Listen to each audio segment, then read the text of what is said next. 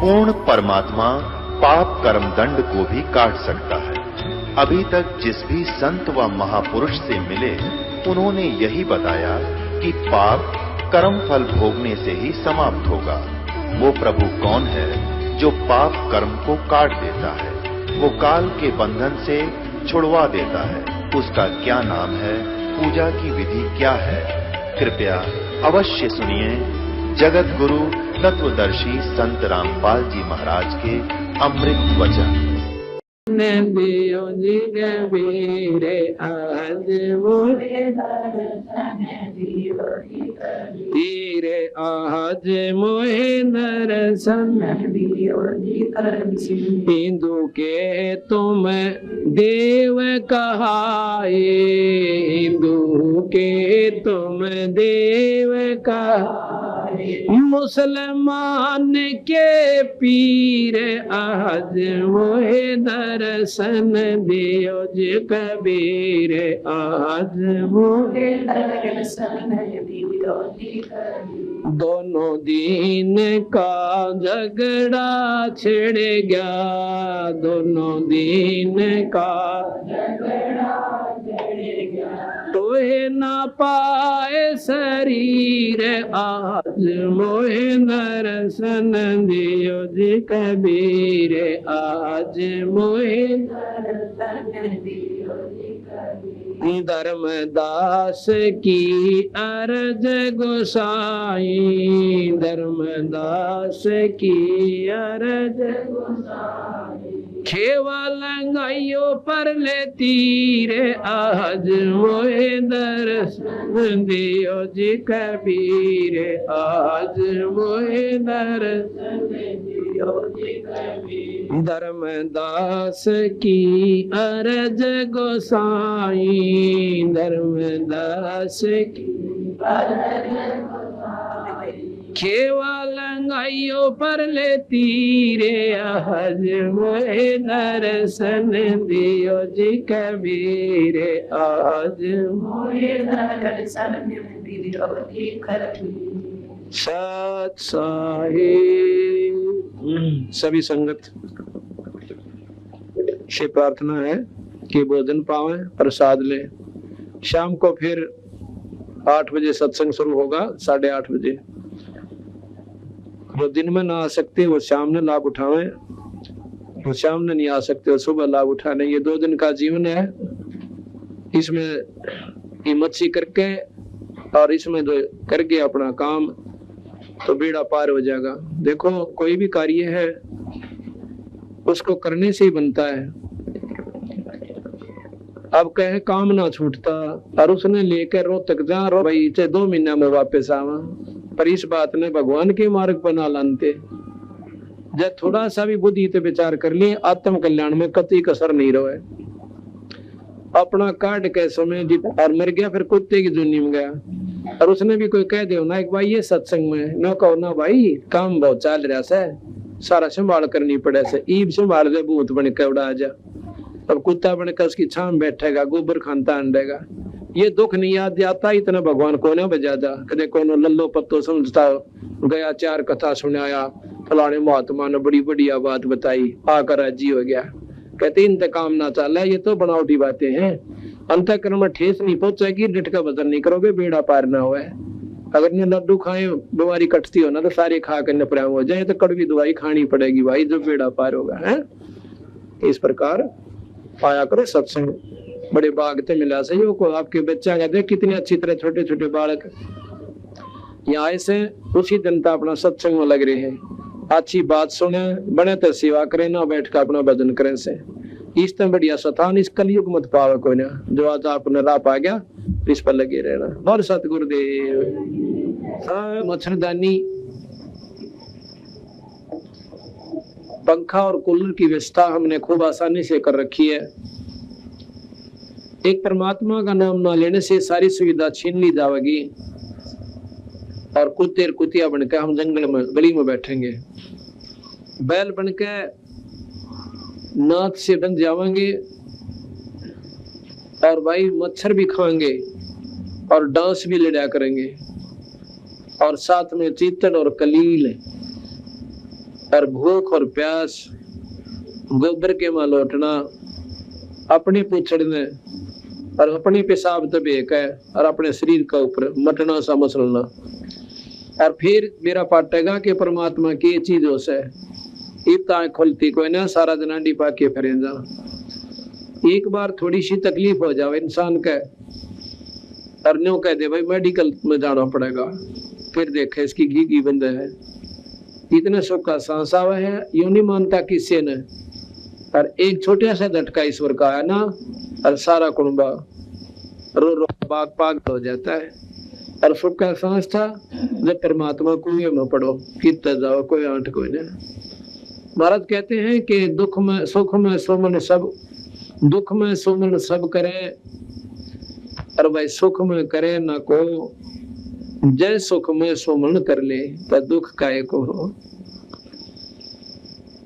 अब कष्ट आवे है जब तुम भगवान ने याद कर ले कि देखिए हमारे तो बुढ़िया थी नो करया करती, भाई फलाने का नो होगी दिक्कत है, और पल्ला गांठ ला ली, दे भीतरी 100 रुपया चढ़ाऊंगी, मतलब आंट लगी तो देवी याद कर ली ना, कोई आंट नहीं थी।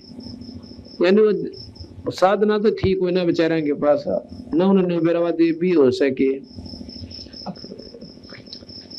तो उस प्रकार महाराज कहे हैं कि दुख में सुमन सब करें और सुख में करें न को, और जय सुख में सुमन कर ले फिर दुख काहे को हो। कभी सुख में सुमन ना किया फिर दुख में करते याद, और कहे कबीरता दास की ये कौन सुने फरियाद। जब बीमार हो जाए ना, कोई लाचार हो जाए, तो इसका कोई इलाज कोई ना, जब न्यू कहेगा किससे भाई कितने ले चाल मैंने, चाहे डॉक्टर के पास ले चल और चाहे किसी संत के पास है, वो उसके भाग में बात है कि कहीं उसने ठिकाना मिले ठीक ना पाओ बेचारे ने, तो उस समय नो कहेगा कुछ भी बोल दे और कुछ भी करवा लो, मेरी जान बचा दो। अब कहते हैं दुख में सुमन सुख में सुमन ना किया, इब दुख में करते याद, और कहे कबीरता दास की भाई कौन सुना फरियाद। तो जैसे इब हम भगवान बंदी छोड़ के चरणों में पड़े हुए हैं, जैसा भी कम या ज्यादा हमारे से धर्म या पुण्य या भजन सुमन हो रहा है, सेवा हो रही है, हम कुछ तो कर ही रहे हैं, बुराइयां तो बच गए, बीड़ी शराब मांस तमाकू निंदा चुगली लड़ाई झगड़ा है।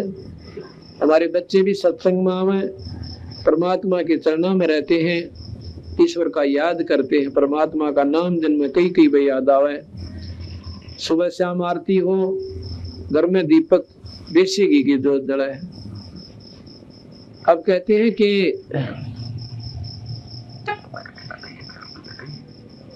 इस बात को आम बड़ी आदमी जो पुण्य आत्मा होती है, जो कति सत्संगी ना होते, वो भी नो क्या करें भाई भगवान करे थारे घी के जलियो।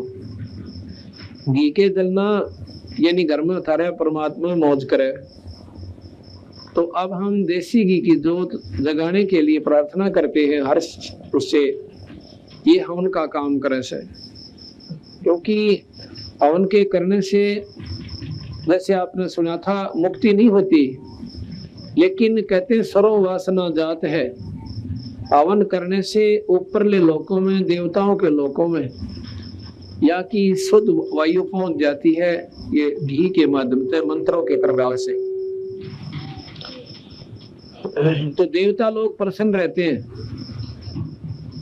और जहां बंदी छोड़ की अमर जोत लगती है, उसको देख करके तो सारे ही खुश हो जाते हैं कि जिस घर में इस बंदी छोड़ की जो जड़े से उस बंदी छोड़ के नाम का हवन हो रहा है, तो भाई उसके तो चारों तरफ ये देवता पहरा देने लग जाए,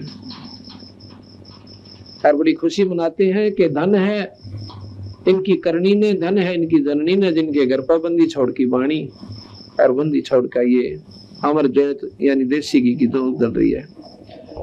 तो कहने का भाव ये है कि दुख में सुमन ना किया फिर सुख में करते याद, कहे कबीरता दास की कौन सुने फरियाद। अब हमारे ऊपर मान लो कर्म की कोई मार आवेगी, प्रथम तो कहते हैं संसरण में आणते भाई आई टले बला और जय माथे पर सूड़ी होवा कांटे में टल जाए।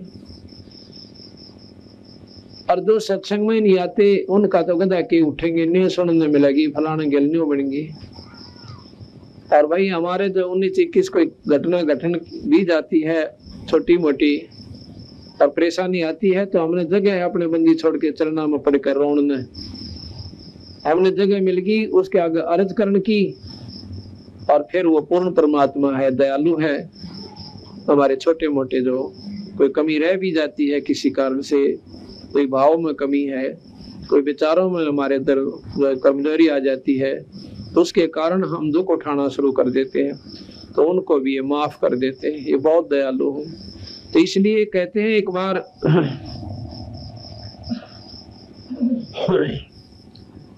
अब जैसे द्रौपदी का प्रकरण आप रोज बहुत गणे पढ़ा करते कि द्रौपदी की साड़ी बढ़ गई, पर न्यू बेरा ना था, साड़ी बढ़ी क्यों करे। अब बंदी छोड़ गरीबदास महाराज ने इसको प्रमाण दिया कि द्रौपदी एक समय स्नान करने के लिए गंगा के घाट पर गई थी और साथ में गणिये सहेली थी उसी नगर की। बचपन में उस समय क्या होता था कि बचपन में सभी लड़के और लड़कियों को संतों के पास, ऋषियों के पास धार्मिक शिक्षा के लिए भेजा जाता था। रोजी रोटी के लिए शिक्षा नहीं थी उस समय। सिर्फ बच्चे को धार्मिकता का ज्ञान हो, अच्छे बुरे की जानकारी हो जा, वो बच्चा आने वाले समय में कर्म की मार का मुकाबला कर सके। लड़की को इतना ज्ञान हो गया था कि भाई धर्म के काम में चूकना नहीं चाहिए। एक समय जब वो स्नान करने के लिए गंगा पर गई, क्योंकि उसके पिता द्रौपद ने एक बहुत बढ़िया गंगा के ऊपर स्नान घाट बनवा रखा था, जनाना घाट बोलिया करते पहले। और जहां पर वो राजा की लड़की का, राजा की रानियों का जो जनाना घाट होता था, उसके आसपास कई किलोमीटर तक पुरुष नहीं जा सकते थे। अगर कोई जाता था तो उसको सख्त सजा दी जाती थी। एक अंधा भगत जी, उसने जान नहीं थी कि यहाँ पर कोई जनाना घाट से, वो स्नान करने के लिए चला गया। घाट से तो टल गया, घाट से 2-3 किले की दूरी पे जिधर पानी जा रहा था, बह रहा था, उधर जाकर गंगा में उतर के गोड्डे पानी में पहले नहाया खूब। फिर अंदर चला गया छाती पानी में और स्नान कर रहा है। उधर से वो लड़कियां स्नान के लिए आती हैं सुबह सुबह ब्रह्म मुहूर्त में। तो द्रौपदी ने देखा कि एक महात्मा सामने खड़ा से और बड़ी प्रसन्न हुई, क्योंकि भक्तात्मा जो होती है, वो भक्तात्मा होती है, वो संत ने देखकर राजी हुआ करें और दुनिया भागों से वो संत गिल खसते अंडा करें और फिर उनकी हुआ करें बिरान मट्टी, फिर वो रोवेंगे कर्माना पड़ा नहीं। कबीर साहब कहते हैं साधु आता देख कर जो मन में करे मरोड़े, वो होगा चूड़ा फिर बसेगा उनकी ओड़ी। और भगवान आत्मा प्रसन्न हुआ करे परमात्मा के नाम तक। तो द्रौपदी ने जब देखा कि ऐसे महापुरुष सुबह सुबह दर्शन हो गए, तो अपने मन में विचार करती है। कबीर साहब कहते हैं कि साधु दर्शन राम का मुख पर बसे सुहाग, और दर्शनी को देते हैं वह दिन के पूर्ण भाग। कबीरा दर्शन साधु का परमात्मा आवे याद, और लेखे में वाहे घड़ी और बाकी के दिन बाद। बाकी का समय बर्बाद होता है और वो ये दिन जो है लेखे में वो समय है जब हम सत्संग में आते हैं या कोई संतों का दर्शन कर लिया, परमात्मा में रुचि बढ़े।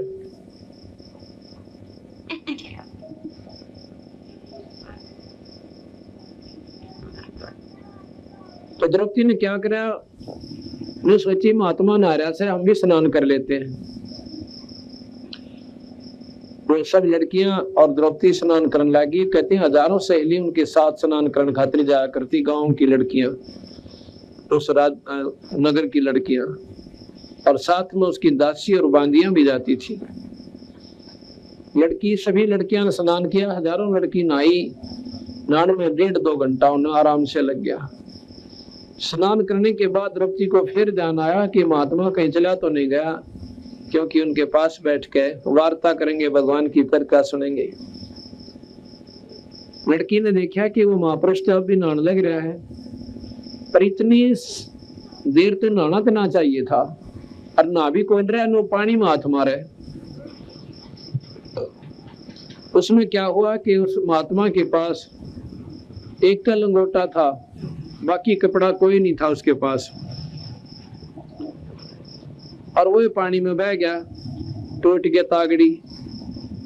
अब शर्म का मारा बाहर नहीं आवे, बड़ा शर्मिंदा हो गया। उधर लड़कियां की आवाज आवे, स्नान करती आना, और ज्यादा पानी में घुस गया, और अपना कान बोझ कर खड़ा कि कहीं ये लड़कियां चली जा, फिर देखूंगा कि दिन छिप जाएगा, दिन रात्रि के समय बाहर निकलूंगा। सुबह का समय था। उधर से द्रौपदी ने अपनी दिन दृष्टि से देखा कि महात्मा तो नींद अस्तर हो गए, और वस्त्र कोई किनारे पे दरिया को ना, तो लड़की ने अब देखा ना ताव देखा, अपनी साड़ी में तो एक जट यानी एक बिलात 8-9 इंच कपड़ा पाड़ के और महात्मा की तरफ यानी पानी में छोड़ दिया। जब वो पानी में बहता हुआ कपड़ा उस महात्मा के हाथ के पास से निकल गया, उसने के दिखा था बेचारे न 6 इंच दरेगा निकल गया। तो लड़की ने दूसरा फिर पाड़ा, वो भी डाल दिया, वो भी चला गया। 7-8 ऐसे ही वो कपड़े को पिन बहा दी, पर उसने के दिखा बेचारे ने सारी 7 दौरेगा निकल गई। अब लड़की ने सोचा कि भाई देखो मेरे बाप समान है, कि डर हो गया। उसने एक लंबी लकड़ी उठाई, बहुत लंबी, जैसे जंतर की हुआ करे, और उसके अपना ये कपड़ा लपेट के एक बिलात का और अपनी साड़ी में पाड़ के और महात्मा के आगे कर दिया। अब वो हादसा मारा था, उसके कपड़ा उठाया, अन्य शुक्र मनाओ था, परमात्मा से अर्ज करे था भगवान कची थड़ा मिल जाए और मैं बाहर निकलने जोगा हो जाऊं। तो इतना उसका कपड़ा नु हाथ ला गया, फट पकड़ा और पकड़ कर नु देखने लग गया कितने का आकार का से। हमने पूरा कोपीन का हिसाब पाया को हो, ये तो न्यू तो कोई नहीं डाल सकता। अंधे को इतना ज्ञान बहुत होता है कि ये कपड़ा किसी लड़की का है और बहुत सुंदर सिल्कन यानी बढ़िया साड़ी का था।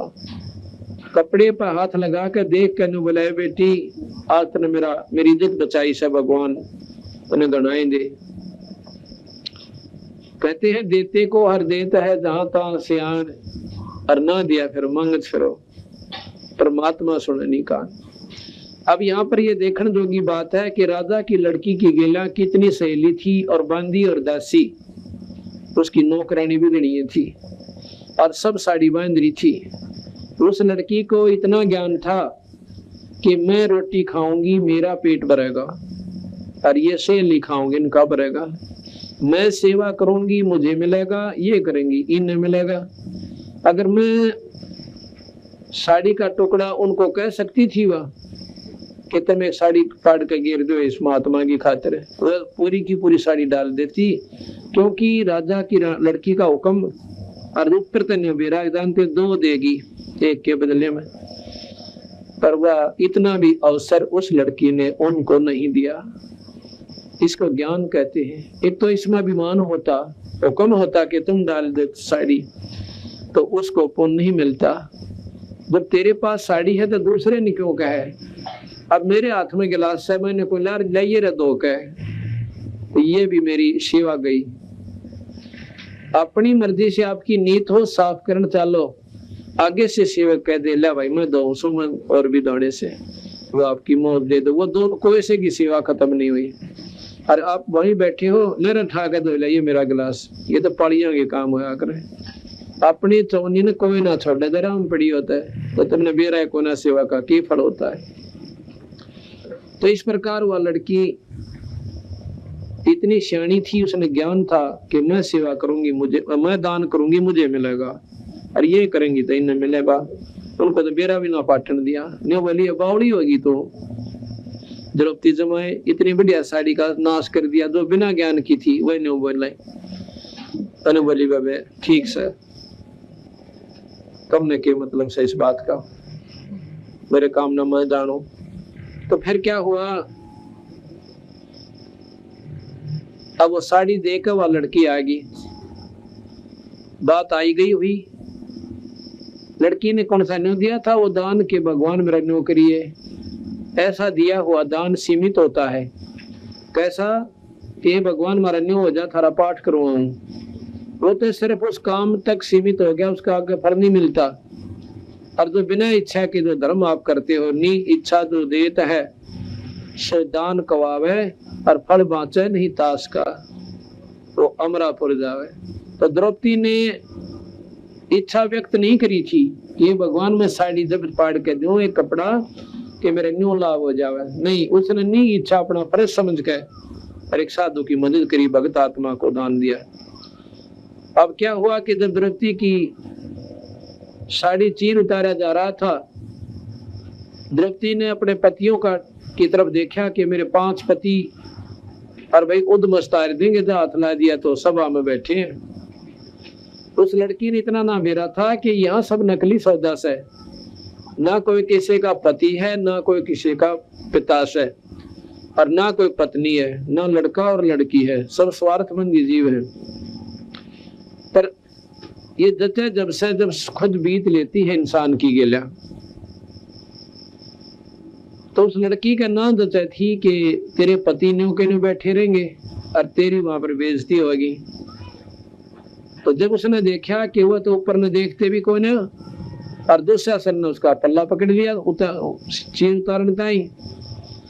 फिर उसने देखा भीष्म पितामह, द्रोणाचार्य और कर्ण सामने बैठे हैं, और धृतराष्ट्र ने यदि कहना था पर प्रार्थना उससे भी करी, तो कोई ऐसा ना बोले मुंह है।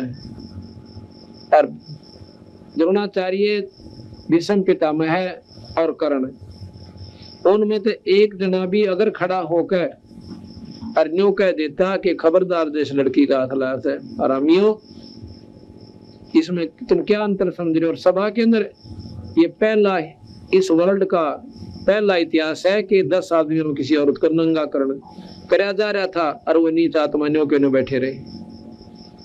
आज भी कोई रास्ते चलती कोई लड़की ने कोई छेड़ा से तो दूसरे आदमी उसका बक्कल तार देंगे घेर के, और वह सब अमर उनके गीत गाँव बिला महाभारत में योद्धा थे, भीष्म पितामह, फलाने और द्रोण और कर्ण, वो सारे पशु इकट्ठे हो रहे थे।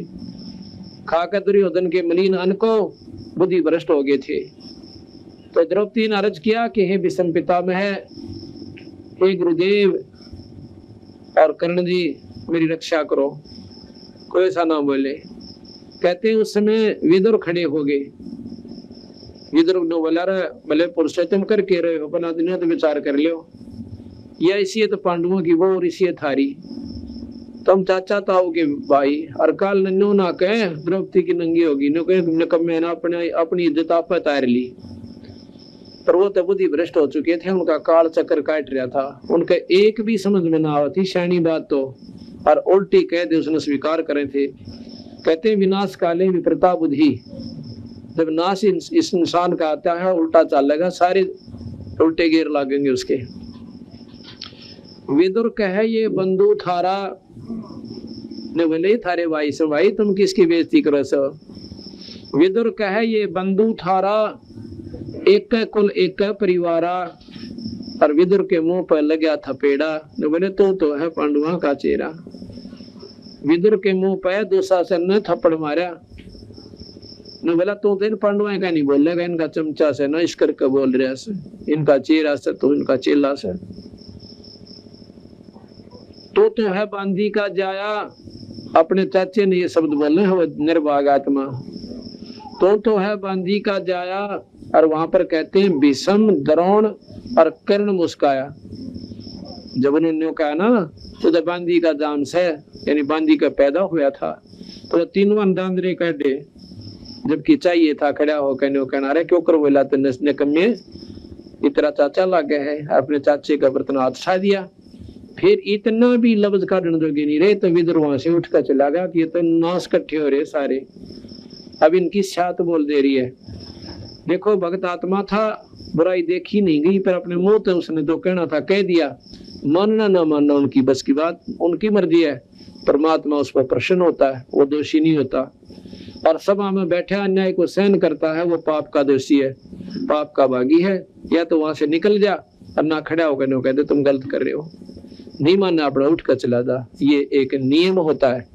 कोई पंचायत के अंदर भी जावे और कोई नहीं माने तो जुल्म सामने मेरा पट जाए कि ये गलत कर रहे से, एक मतलब तगड़े की तरफ बोलने लग रहे, सारे पता लग जाता है, तो वहां से खिसक जाने में फायदा हो से, उसके समर्थन में हानि होती है। तो इस प्रकार द्रौपदी ने देख लिया भाई तो सारा सुख का सांग इकट्ठा हो रहा है, न किसी के पति और न ये गुरुजी बैठे सामने, ये भी अपना स्वार्थी हो रहे हैं, खा कर नीच आत्मा ज्ञान को और बुद्धि मलिन हो ली। जैसा खावा अन्न कहते ऐसा हो जा मन। अब द्रौपदी ने कुछ ना सूझी और सब चारों तरफ से निष्क्रिय होकर एक परमात्मा मन लौला ली। अब तेरे बिना मेरा कोई नहीं दाता, तेरे बिना मेरा कोई नहीं मालिक। ये देख लिया सब सूखा डमडमा से, और इतना कह बहुत ज्यादा रोम रोम खड़े हो गए। अब तेरे बिना मेरा कोई नहीं मालिक। ठीक है, अर्ज तो देखो दुख में सभी भगवान की करते हैं, लेकिन उसकी अर्ज सुन ली परमात्मा ने और औरा की ना सुनते। हम देखा अखबार में करा कितनी बहन बेटियां की इज्जत लौटन लाग रही, क्या वो परमात्मा ने याद नहीं करती होंगी?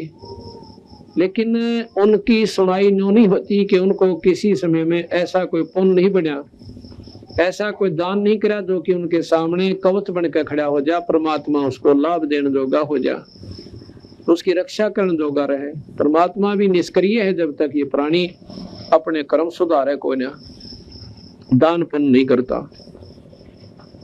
तो उस समय कहते हैं भगवान कृष्ण रुक्मिणी के साथ छत पर बैठकर और पासे खेला था, जैसे शतरंज खेल लिया करें। और शतरंज के जब पासे ऐसे डालते हैं तो उसका कोई मुंह तो बोला करें, जैसे ताश खेल ध्यान करा करें फलाने इतने फलाने इतने। तो वो शतरंज खेलती आना पासे डाल के जो पासों का अक्षर बोलना था वो तो ना बोला, और बोला अनंत। ऐसे पासे डाले और कृष्ण जी ने हाथ ऐसे कर दिया, न बोले अनंत। रुक्मिणी उसके मुंह का ना देखा कि पासे जो खेल का तो यूं कोई शब्द कोई ना, आपने अनंत क्यों कहा? हाथ पकड़ लिया उनका, हाथ पकड़ के हंसन लगी कि ये अनंत का तो मेरे समझ में ना आई। अनंत तो इसका कोई मतलब है कोई ना इस खेल में। तो क्या कहता है कि रुक्मिणी कर पकड़ा मुस्काई, कर कहते हैं हाथ ने, रुक्मिणी कर पकड़ा मुस्काई, अनंत कहा मोह को समझाई। ये अनंत क्यों कहा इसके बारे में मुझे जानकारी दो। कृष्ण जी बोले दुशासन ने द्रौपदी पकड़ी और मेरी भक्ति सकल में सिकरी। जय मेरा भक्त पे छोड़ी होई तो हमारा नाम ना लेवे कोई, हमारा कोई नाम ना लेवे। अगर आज भगत के ऊपर भी आंच आएगी और फिर भगवान ने कौन पूछा बावड़ी? कहते तन दे ही से पासा डारी, वह शरीर से तो खेल रहा है और पहुंचे सुख समरूप मुरारी। खेचत खेचत खेच का शीशा और सिर पर बैठे हैं जगदीशा। द्रव सुता के चीर बढ़ाए तो शंख शंखो पार नहीं पाए। अब ये विचार करने की बात है यहाँ पर कि द्रौपदी के चीर बढ़ गया और ना बढ़ता कि उसकी उस लड़की ने वो दान कर रखा था। कुछ दिनों के बाद भगवान कृष्ण आते हैं उनके पास, पांडवों के घर पर गए। द्रौपदी उनके चरणों में पड़कर रोने लगी, कहने लगी महाराज जी, हे भगवान, इस पापनी पर आपने कौन से ऐसी मेरे क्यों कर दी कि ऐसी अनहोनी करके दे दी मेरे ताई। कृष्ण जी कहने लगे द्रौपदी तेरा ही किया हुआ है, अक मेरा तो कोई ना महाराज जी ऐसा तक नहीं। तेरे से हमने पुण्य करवा लिया था, पहले ही पता था कि तेरे ऊपर कष्ट आएंगे। तूने एक समय पुण्य किया था, बोली महाराज जी सा पुण्य तो मेरे को दृष्टि में याद भी कोई ना कि इतना पुण्य कर दिया जिसके कारण आपने एक अनमोल इतिहास पैदा कर दिया। उसने अपनी दृष्टि देकर और उस लड़की को दिखाया कि एक समय तो जो ब्याही कोई न थी, कुंवारी थी अपने पिता के घर पे, उस समय तो नहान गई थी बेबे। और जब वो दिखे है रील पछली अपनी आँखें तय, बोलिए महाराज जी एक बिलात के कपड़े का इतना पुन, एक लीर के कारण मेरे बढ़ गए चीर अपार। बोली जब मैं पहले जानती तब सबके मैं देती वारे। अगर मुझे जब ज्ञान हो जाता कि इस छोटे से पुण्य का इतना मुझे प्रतिफल मिलेगा तो मैं चूकती नहीं महाराज जी, हाथ बात छूट गई। इस प्रकार महाराज कहें देते को हर देत है जहां तहां से आन, और ना दिया फिर मांगते फिरियो, ये परमात्मा सुनने का। इसी प्रकार जैसे सर्दी आवेगी और सर्दी में जो है मोटे वस्त्रों की आवश्यकता जरूर पड़ेगी। जिन्होंने वो वस्त्र तैयार कर रखी हैं, रजाई का प्रबंध कर लिया, स्वेटर दर्सी ले ली, तो सर्दी आकर चली जाएगी पर ज्ञान तक होने हमारे। इसी प्रकार जिन्होंने धर्मपुन सुमन गुरु की शरण ले ली, कर्म की मार आवेंगी पर वह दुखी तो न करे, धनी काल नहीं करे। कहते संत शरण में आड़ते आई टले बला, जय माथे में सोड़ी होगा कहते हुए टल जा। एक समय की बात है, एक बहन विधवा होगी और एक का लड़का उस पे, और वो लड़का क्योंकि पिता का हाथ दाब ऊपर ना हो, लड़का के बिना परवाह कराया करता माता की। माँ क्यों लाड गणे कराया करे अपने बेटे की, छोटी मोटी गलतियां न भी माफ करती ही रहती है, और फिर वो इतना सर फिर जैसे उसका, तो माँ ने कुछ ना समझता, और फिर भी ममता माँ की बहुत बड़ी रहती है, उसकी 100 बुराइयां न भी सहन कर लेगी, पर वो दोनों दिमाग खराब होता चला जाता है। उस लड़के के लिहाज से ही बना, उसका लड़का था, पिता था कोई ना। पहले तो वो अपने पति के मर जाने के दुख में रोने लगी, आंखें सुजाली, कंडे मोली बेचारी। उसके बाद वो लड़का बुराई करने लग गया, बीड़ी शराब सुल्फा आदि का प्रयोग करने लग गया। और उस एक काम और भी साथ में करता था, गलत आदमियों के पास बैठकर चोरी और करने लग गया था। चोरी का मानना मेरा था कि इतना भी गिर लिया निर्वाह के चोरी भी करने लग गया। एक दिन एक पड़ोसन आई उसके पास, न बोलिए दूध से था रहे अकान दूध से पे की जरूरत पड़ेगी, अगर दूध मैं सत्संग में जाया करूं और मेरा रोटियां का नंबर से और मारी मैस ना दूध ना दिया बेबे थारा फिर कुआ दे देगी। न बोली ना है फिर कुआ के देना, तो अच्छी जगह ले जा, बताइए भगवान कद कद जन्म दे हमारे। पता इतना उस बेचारी कुछ पहले संस्कार थे, ऐसे सुथरी बोली।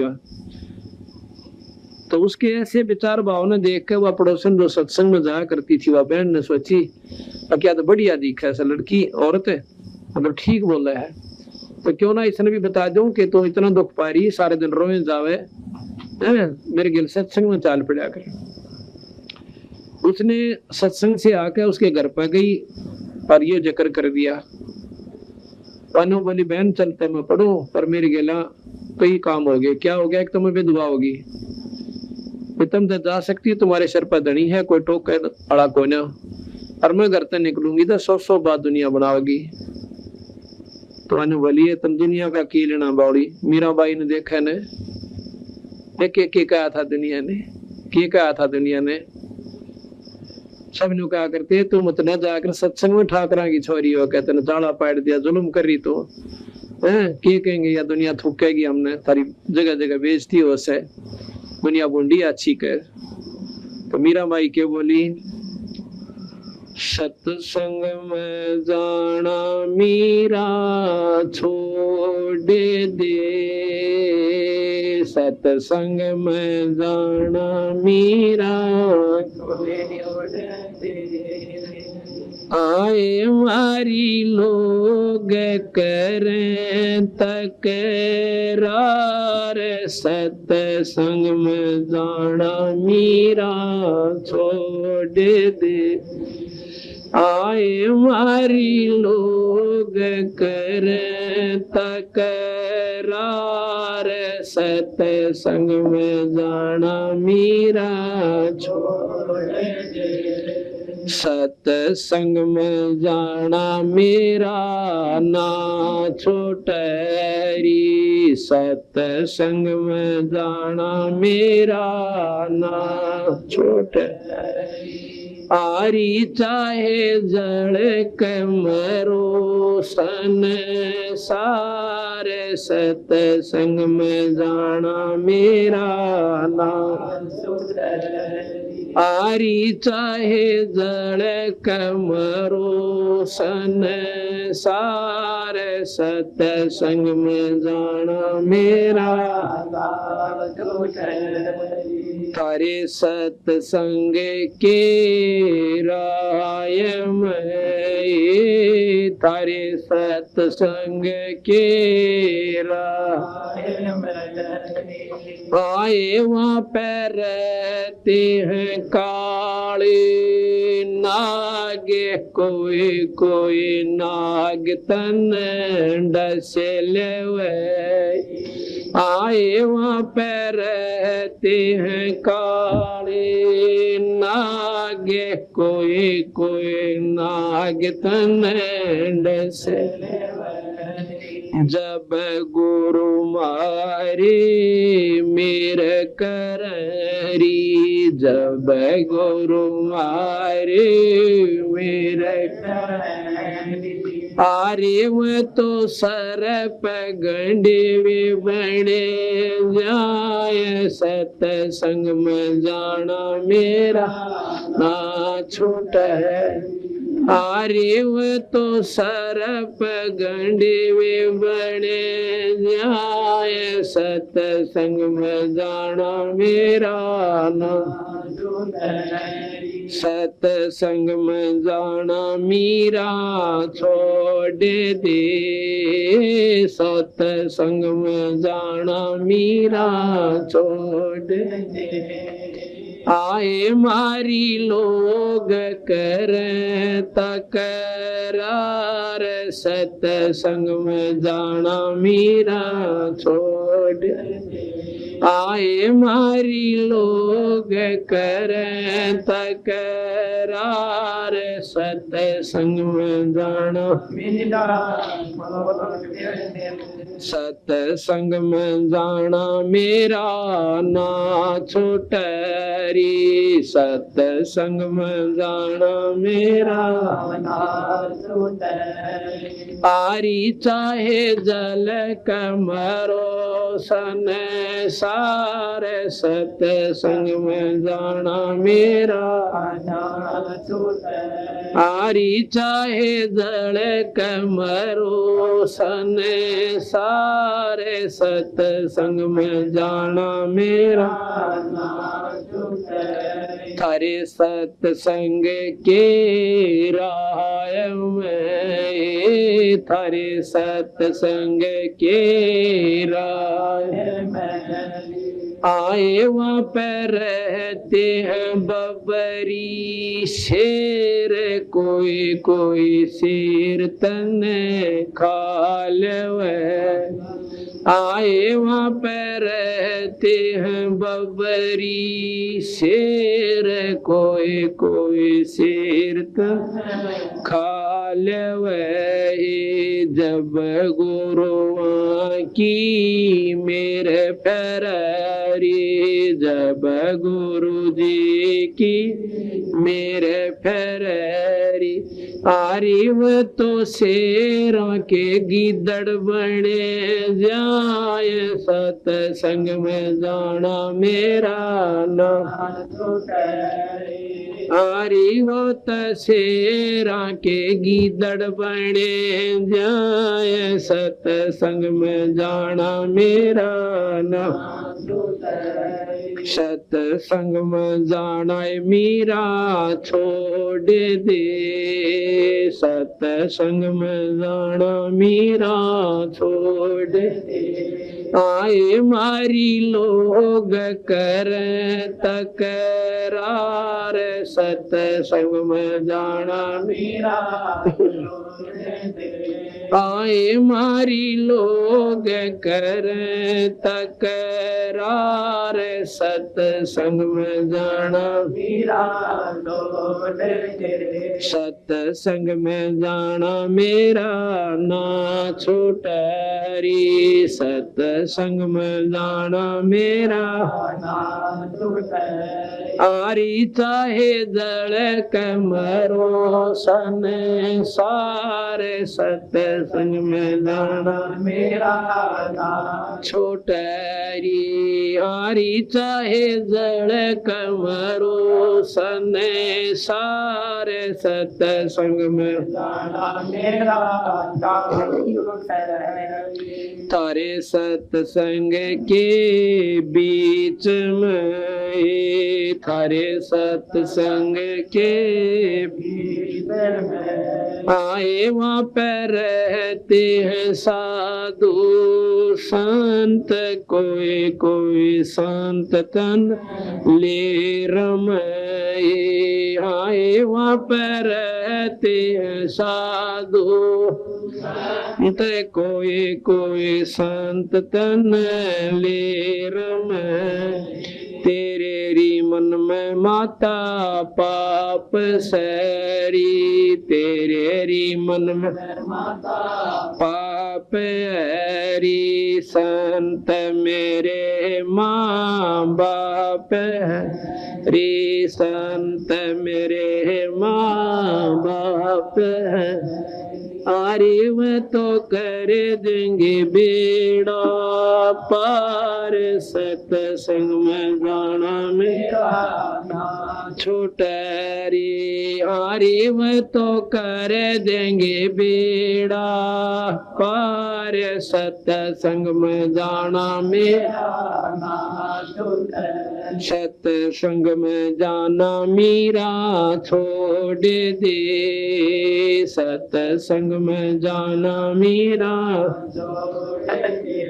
आए मारी लोग कर तकरार, सत्संग में जाना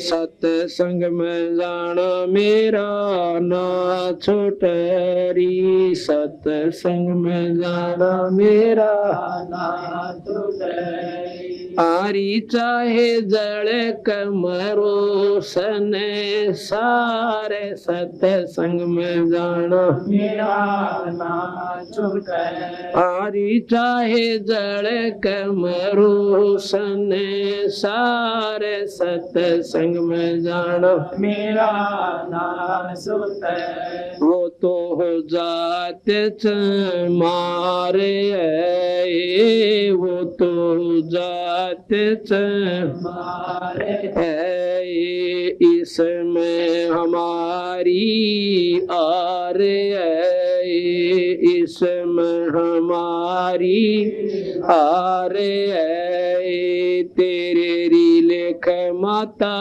चमारे है, तेरे री लेख माता चमारे हरी। मेरा सिरजन आरे हरी, मेरा सिरजन आरे। वो तो मीरा के गुरु रविदास, सत्संग में जाना मेरा ना छोटरी। आरे वह तो मीरा के गुरु रविदास, सत्संग में जाना मेरा ना छोटरी। ये सत्संग में जाना मेरा छोड़ दे,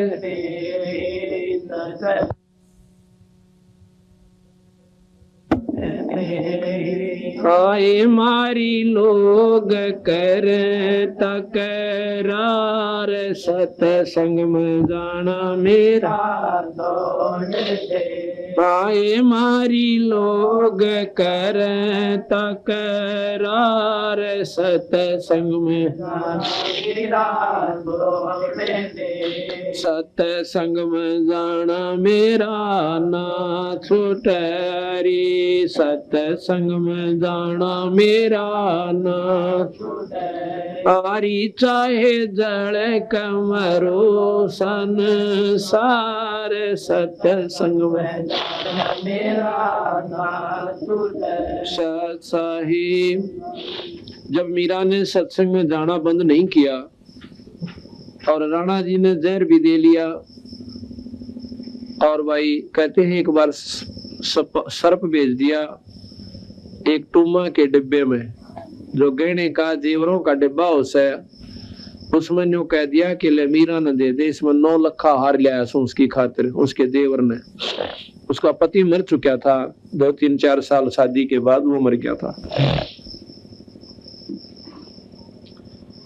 तो मीरा ने हार को खोला उसमें डिब्बे को खोला तो उसमें काला सांप भेज रखा था पर वो मीरा के खोलते ही हार बन गया और उसने ठाकर वो हार गले में डाल लिया। तो राणा जाता है देखने खातिर उसका देवर उसने देखा कि वो तो गल में हार पहरे बैठी है और डब्बा खाली दौड़द रहा। तो उसने सोचा कि आज तो या बच की तड़के इसने तलवार तो मार दूंगा कट्टे रान टंटा बेटा इसने तो बेइज्जती कर दी मारा बट्टा ला दिया। सवेरे सवेरे गया बखत कि रात ने फिर सत्संग में गई थी। कहाँ गई थी कहते न तलवार काटी एकदम काला सांप ने सामने डोरा ठाकर उसके माथे में डंक मारने की तरफ ने हुआ और राणा जी के नीचे जाकर पीछा जाकर ला गया और गेर का तलवार ने वो जार सांप उसके पाछे मुड़कर देखा है तो सांप एक मोरी में कबड़ का बाहर निकल गया। अब मीरा बाई ने उन्हें सोची बयानों कोई ना माने इसकी मां ने बुला लो और माँ की लड़की बात स्वीकार कर लिया करे। उसकी माँ ने बहुत समझाई बेटी तू बाहर ना जा कर देखे हमारी बेइज्जती हो से सत्संग में ना जा कर। बोली माँ मैंने बेरा पट गया इन बातों का कि आज मैं अगर सत्संग में नहीं जाऊंगी संतों की शरण में नहीं जाऊंगी नाम नहीं जपूंगी भगवान का मैं कल कुतिया बनूंगी और ये ठाकुर समाज मेरा केस डाल देगा कल मैं कुतिया बनकर नंगी अंडा करूंगी जब ये इज्जत मेरी की जाएगी। उसकी माँ फिर डराने लगी कि तो इतनी दूर जावा अंधेरे में बावड़ी रास्ते में काले काले नाग और एक भी लड़ गया ना तो पानी भी ना मांगेगी न। बोली माँ कोई बात ना मरना तो एक दिन सहे पर हम जिसकी शरण में जाओ वो छोटी शक्ति कोई ना। पर ने बोलिए शेर किसे कुंडे शेर बीच में जो है ना तो बोले जी कुछ भी कहो बस शेर भी कोई ना खाओ हमारे लिए तो गाजर बढ़ जाएंगे। फिर भी नहीं मानी तो और बुराई उसके सिर पर लावसक वहां जाती है वहां भगदन भी रहते हैं पुरुष भी रहते हैं बेबे और बिरानी का धन्य कम्मे भी आकर उन्होंने बोली माँ ये तेरे मन का वंश है सत्संग में निकम्मे का काम की अगर कोई निकम्मा भी जाओगा तो भी सत्संग में सुधर जाया करे। कहते हैं सत्संग मानते पापी भी पार हो जाते। माँ एक हुआ उसने 10 अच्छी बात बताओ पर बुढ़िया पर तो बुद्धि पाछली सवार हो रही थी सत्संग में आई कोई ना ठकुरानी बड़ी बैठी थी तेने बनी ठाकुर गुना तुमने बना रहो मैं तो मरो चाहे जीव और नाड़ काटनी तो आज काट देंगे मन तो कति अपनी हथेली पे ले फिर हाँ अगर मैं कहीं गलत पा जाऊं पूरे टुकड़े कर देंगे पर मेरे बदन में बाधा क्यों करते हैं ये लोग। पर नहीं मानी तो कहते हैं आज मीरा बाई के गीत बना बना लगाई गाँव से छोरी और आदमी भी अगर वह मीरा बाई अपने उस समय पर थोड़ी सी भी अणकान मुड़ जाती लोक लाद ने देख लेती तो कुती अपनी अंडो को भी ना पूछो मीरा बाई ने। इसी प्रकार ये शुभ अवसर है जिन्हें भक्ति का मार्ग का ज्ञान हो गया लोक लाद नहीं करे पर भाई अपने चरित्र तो भी नहीं करे। ये खास नियम होना चाहिए जब भगवान साथ देगा आपको अपनी सच्ची श्रद्धा अपनी ईश्वर में लाए रखे फिर बेड़े पार होंगे और बकवादे करने लागे सत्संग में भी आकर फिर आने का कोई फायदा नहीं से पर दूल्हे पापी होंगे दूल्हा नुकसान उठाओगे घना काल पाओगे और भगवान को भी दोष लगाओगे, संतों को भी बदनाम करते हो नीच आत्मा, तो सत्संग में आकर भी को नहीं छोड़ सकते, तो फिर उनके साथ निर्भाग धरती पर नहीं है। वो तो फिर कहते हैं तो उस प्रकार है जैसे कहते हैं कोट वर्ष कर संगत साधा की और पत्थर का पानी में के बीजे, और जैसे चंदन बन में रंग ला दे पर बांस बिटम्बी ना सीजे। जैसे चंदन का पेड़ होता है, आसपास के नीम ने भी चंदन जैसी महक वाला वृक्ष बना देता है, अपनी महक छोड़ छोड़ के और वो नीम उसने ग्रहण कर लेता है। तो नीम को भी नीम नहीं कहते, चंदन की महक देख कर कहेंगे चंदन की लाकड़ी से। लेकिन ये बांस होता है ना, बांस, ये चंदन के पेड़ के द्वारा यारो, इस पर कोई असर उस बांस का नहीं होता, चंदन की महक उसमें प्रवेश नहीं कर सकती, बांस चंदन नहीं बनता। तो वो निकम्मा जीवात्मा जो सत्संग में आकर भी ग्रहण नहीं करती अच्छाइयों को, तो बांस कैसे है? कहते हैं चंदन बड़ में रंग ला दे पर बांस बिटम्बी ना सीजे। हंस आत्मा होती है, वो हंस बनकर चली जाएंगे और निकम में फिर भी अपने कर्म ने बिगाड़ के और कुत्ते की दुनिया में जाएंगे। तो इस प्रकार जब सत्संग उसने सुना मीराबाई ने कहा कि भी मीराबाई ने जब इतना संघर्ष करना पड़ा समाज के लिए, तो वह जो बहन थी जो विधवा हो रही थी, समाज तर डरती, सत्संग में जान नाटे थी, तो उसकी हौसला सा बढ़ गया, बात तो ठीक है। अनु बोलिए तेरा के पीछे सह भी कहने बता, लड़का से तेरा यू बिगड़ दिया, पति तेरा मर गया, ये समाज तेने बता कौन सा रोटी दे जगह के अकना, बल्कि मेरी तो दादा जोरदा बरे से मांगो हूं तो गुर्राव से तो देवर जेठ, फिर बता फिर क्या कह डरे तने। पर वे देखो अपने नेक नीति तरहना और परमात्मा का बदन करना, फिर मालिक की देकर पाप के ऊपर होगी। तो बेचारी कई सुने थे सत्संग में जान लाएगी, सत्संग में जाने लगी तो सबसे पहले दुख रोया कि महाराज जी मेरा लड़का बिगड़ गया। जो दुख हुआ था मेरी जान ने वो तो था ही था, पति मर गया, इससे बड़ा दुख और क्या होगा औरत ने। और ऊपर तो एक लड़का था, इसकी आस तक की थी कि हो सकता है ये कामयाब हो जाए, इसने ब्याह था कि मैं अपना जीवन सफल कर लूं, पर ये जमा बिगड़ रहा है, इसकी शराब यो पीवे, सुल्फा यो पीवे, और बोलूं तो छोम आ जावे। महाराज जी ने यही सलाह दी कि बेटी आया करो सत्संग में और सेवा करो यहाँ पे, और भगवान का नाम ले जा, कोई किसी का ना हटना, कोई बेटा ना कोई बेटी, ये तो लनियार से आप अपने समय खातिर, थोड़े समय खातिर आ रहे से, कोई ताचला लेने आ रहा है, कोई देने आ रहा से, पर यह को ना समझ मानती, फिर भी ममता इतनी गहरी हो से ये वाली महाराज जी दया कर दो, वो भी सत्संग मान लग जा। तो उन्होंने ये कहा तो सच्चे मन तो लगी रहे, सारे काम हो जाएंगे। बेबी तो कच्चे पड़ में आ गई तो फिर कुछ भी कौन बढ़े। अगना महाराज जी मन तो पूरा ज्ञान हो गया, मैं तो अपने उद्देश्य बोलूं को ना, और वो भी आ जाएगा तो बहुत अच्छी बात से लड़का। तो क्या हुआ, वो लड़का गंदे बच्चों की संगत में बैठकर चोरी करया करता। उसने क्या सोचा उसके साथियों ने कि भी छोटी मोटी चोरी तो काम नहीं चलता, वो पूरी बरकत को नहीं होती, इब कह राजा के महल में चोरी कराएंगे और रानिया के हार 1-1 9 लाख का बताओ से, और अपने मुंह में पानी भरा, मीठे अपने मुंह में मीठू बन रहे, बड़ी बुच्चे ने सोची राजा का महल वो होया करे, एक उनसे थोड़ा भी उठने पाए, कूद कर जाकर ठा ले किसी के सौदे ने। पर उनकी बुद्धि इतनी भ्रष्ट हो ली क्योंकि उनका अंत भी आ लिया था। तो सारे उसके साथियों ने समेत उस लड़के ने, मैन के लड़के ने जो सत्संग में जाती थी,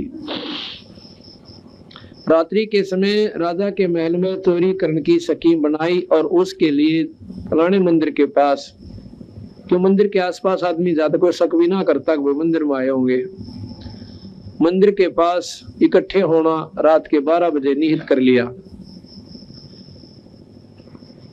उधर से वह लड़की जो संगत में उसकी माँ सत्संग में जाया करती थी,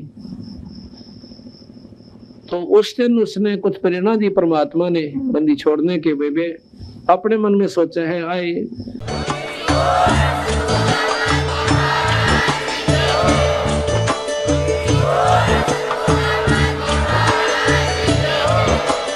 आप सुन रहे थे जगत गुरु तत्वदर्शी संत रामपाल जी महाराज जी के मंगल प्रवचन। अधिक जानकारी के लिए विजिट कीजिए हमारी वेबसाइट www.jagatgururampalji.org। संत रामपाल जी महाराज जी के शुभ आशीर्वाद से पूरे विश्व भर में 500 से भी ज्यादा नाम दीक्षा केंद्र हैं, जिन पर संत रामपाल जी महाराज जी द्वारा ऑनलाइन निशुल्क नाम दीक्षा दी जा रही है। अपने नजदीकी नाम दीक्षा केंद्र का पता करने के लिए संपर्क करें 8222880541।